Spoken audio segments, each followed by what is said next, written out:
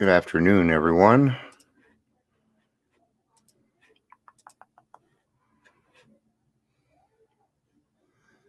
You still got good daily reflection, right? Yeah, and I'd say that I'm late, but I'm not. So I slept in a little bit, and um, you know, people write me weird stuff. Now I got to go spend some time with my grandson, 2 weeks old, and it was my granddaughter's 5th birthday, so we went and did that and spent some time with the family. Good stuff, man. Um, life is just, so much different than it used to be. Uh, Before, people didn't want me around. Now they get mad when I don't show up. Um, you know, Whereas, coming into the program, I don't know that I would have known enough people to carry my casket. And it's unfortunate, but that is the kind of lives that we lead. We tend to drive everybody away. I know I did. I tried. Well, I tried. I did intentionally, and it still didn't work. I moved to. I decided to move to California and drink myself to death at one point, and that was my intention. I was going to party. Turned out I ended up going to work. I never even went to the beach. That's how much partying I didn't do. And I was there for 2 years, and I never even went to the beach while I was there. I didn't, go out. I didn't do anything. I just sat at home and drank. It's just that the only difference was it was, 80 degrees all the time, and I had a good tan. Let's get to the reflection for the day. It's going to be a little bit short today because I have a podcast at 4:00 here. So many of us in the program went through childhood as well as a part of our adult lives, emotionally shackled with the terrible burden called shyness. Okay. I'm trying to wrap my head around this.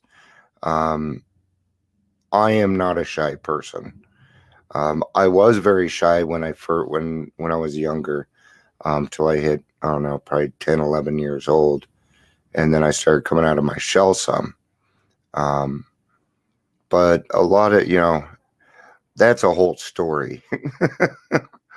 Let's talk about this a little bit more, or read about it a little bit more. We found it difficult to walk into crowded rooms, to converse with even our friends, to make eye contact with anyone's.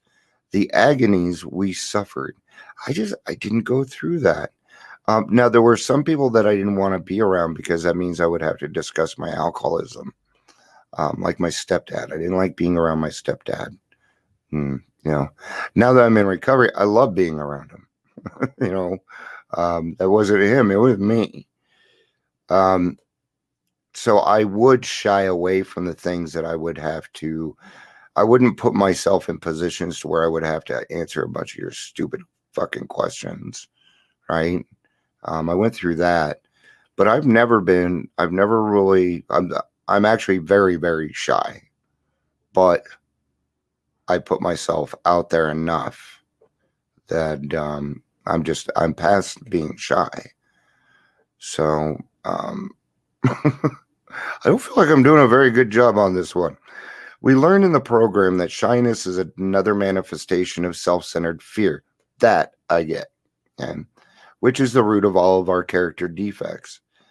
Now, yes, fear I can go for.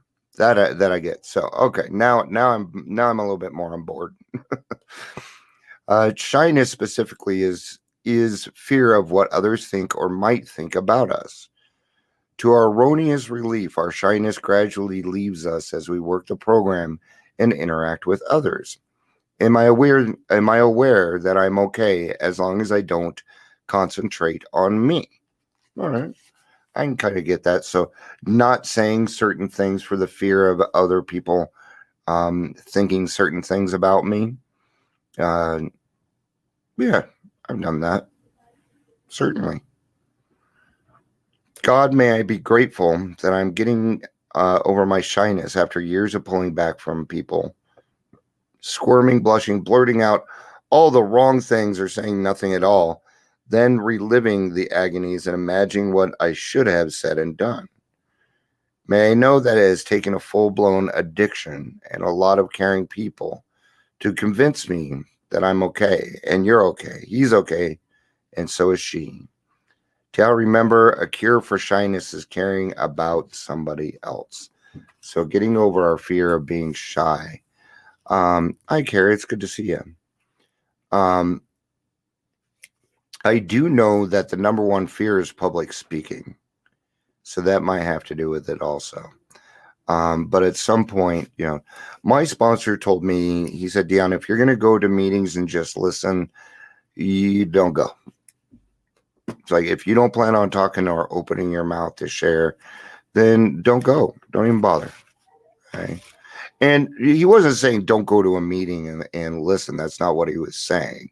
He was saying that, Dion, you need to contribute to things, and you need to, in order for me to get over my fear, I had to rely on a power greater than myself, which was a fear in and of all of its own.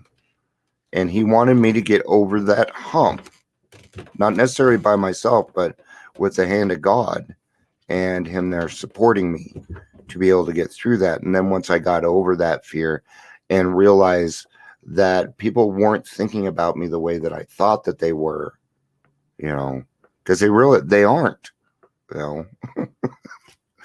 but unfortunately we live a life, we live a life where we're always in situations where we need to act that way. So what we do is we carry that on. It's kind of like swearing. My kids, they went through their GTA phase, and I noticed that they would do a lot of swearing. And told them one day, I'm like, you guys gotta cut back on that swearing. You guys can speak better than that. And I got the usual, yeah, okay, Dad, fuck off. Yeah. Right.